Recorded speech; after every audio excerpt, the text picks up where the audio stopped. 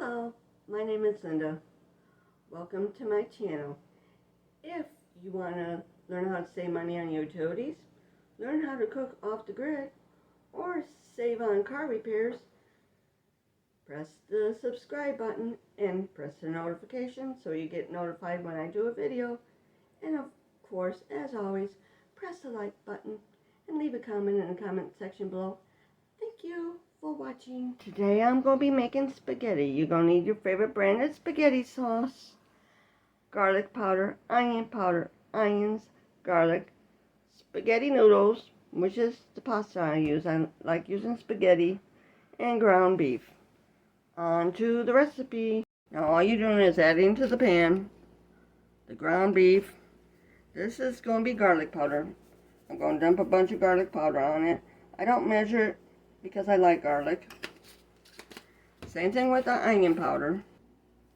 I don't add too much, but I like it anyway. The reason why I don't add a lot of onion powder is because we're going to add a lot of onions and garlic going into the pan. And now I'm going to turn the pan on.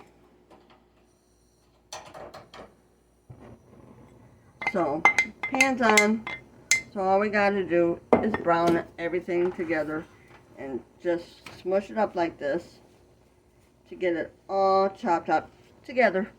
Now you're just going to continue to break it up and stir it up along nicely. In case you're wondering how much ground beef I use 1.5 pounds of ground chuck. I use 3/4 of an onion, a big onion, and 2 cloves of garlic in here too. But for the onion powder and garlic powder, I do not measure it, just like I will be adding bay leaves to it. Before I forget them, and I almost did, I'm going to add some bay leaves to it. I'm adding 2 bay leaves to it. It makes for a good spice. On the back burner, I put it on the water to boil. And I'm adding some salt to it. Some people add oil to it too. I just dump in some salt. And I'll stir that in. Some say if you add the oil to it, it won't let the pasta sauce stick to it, because it'll just slide off. So this time I'm just doing what they say, just add some salt to the water. And then I'll be draining my meat. Now that the meat is drained, add the sauce. Whatever your favorite brand is. I couldn't use my favorite brand anymore because it got seeds in it. So I had to use my second favorite one, which is Hunt's. I normally use ragu, sauteed onions and garlic, but I could see seeds in it from the tomatoes. Can't have seeds. This one don't have any seeds. It's a Hunt's Traditional.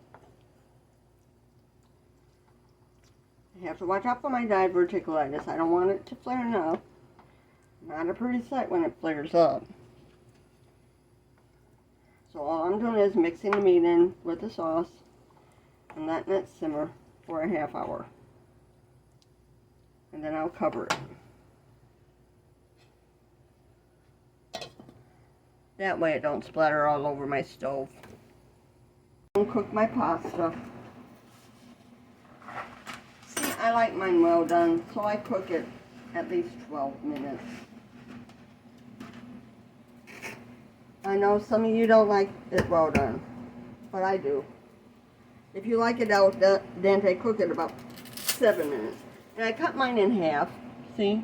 I cut it in half, and I just dump it in, and then I get a spoon and stir it.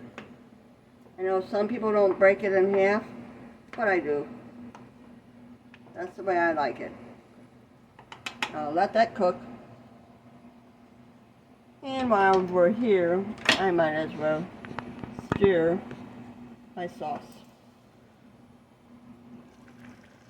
See, it's cooking nicely. Smells good. I just want everything to marinate together. There we go. What you're going to do is stir it up from time to time to make sure it don't stick to the bottom of the pan. And as soon as your pasta gets done, drain it and we'll plate it. But before I plate it, I actually want to make garlic bread. So I'll be making garlic bread in the oven.